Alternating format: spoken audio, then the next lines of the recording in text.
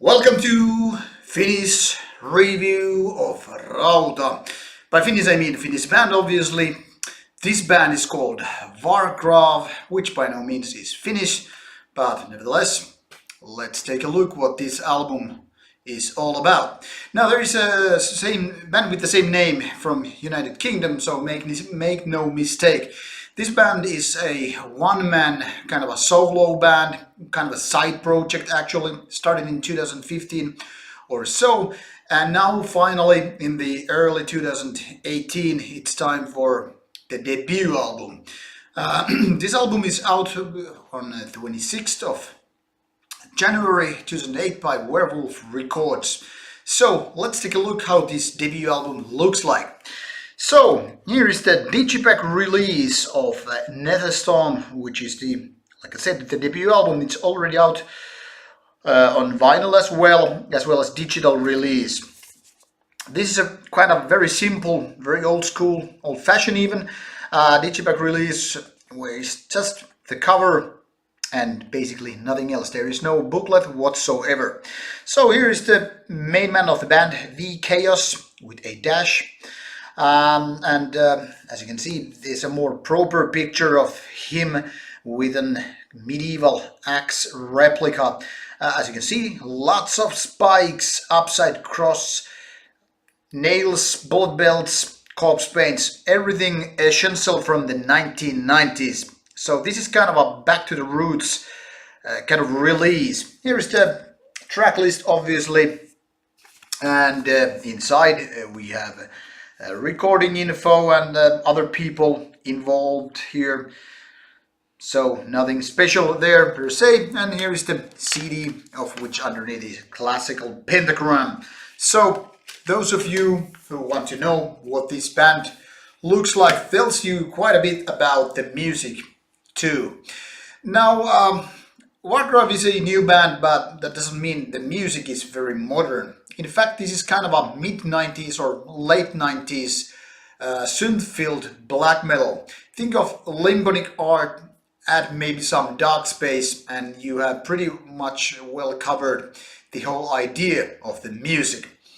That is long tracks with lots of synthesizers, a lot of cosmic, even space-like feeling, where synths are more or less dominating the whole album. Now guitar works are pretty basic, but they have some nice tunes, nice guitar melodies, which then again create the whole foundation with the album in kind of a continuation with the keyboard elements.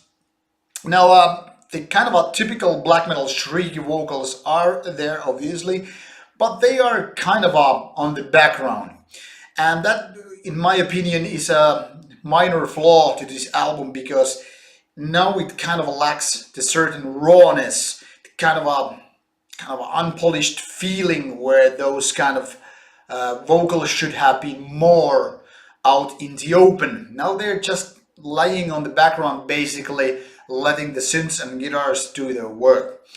Drums, well, they have some nice details, but like the vocals, they still feel like they're just pounding their endless doom hammering on the background.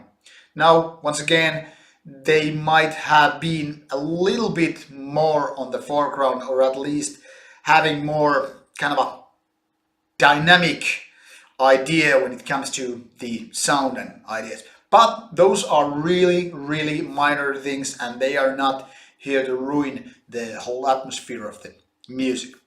Now, there are only a handful of tracks here, and basically all of them except the outro, which is less than 4 minutes. The main tracks are minimum of 6 minutes long, and at the peak moments they are more than 10 minutes. And that might be a little bit too much for some people to enjoy this kind of music. That is, these songs are quite repetitive, and that is kind of, the build up the whole booming idea, the kind of an endless feeling. But in fact, that is not so bad, because the whole album is, in my opinion, more of a whole thing rather than individual songs, which then again might not feel so special if you just put them on some random playlist. But as a whole, this album kind of builds up and manages to finish the kind of a cosmic feeling with all the synths, guitar leads, and the outro, of course. So overall, I think this is a very nice kind of a quantum leap to the past. You know, just like fast forward, or actually fast rewind back to the something like 1997, and you get pretty solid idea what this album is all about.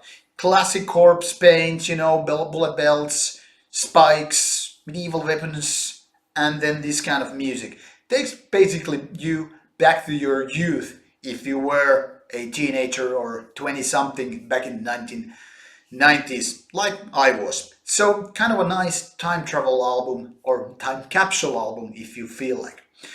To those of modern sounds who are more about, you know, very well-honed guitar production and all that stuff, this might feel disappointment. But then again, I don't think those kind of people are actually the so-called target group of the album. Anyway, those who are still into the 1990s atmospheric black metal with lots of keyboards, check this one out, and I can pretty much guarantee you won't be disappointed. This is my view of a Netherstorm album. Go check it out, late January.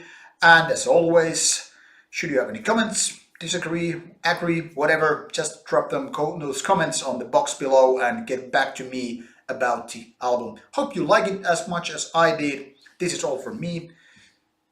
Stay back with more reviews, and as always, stay metal.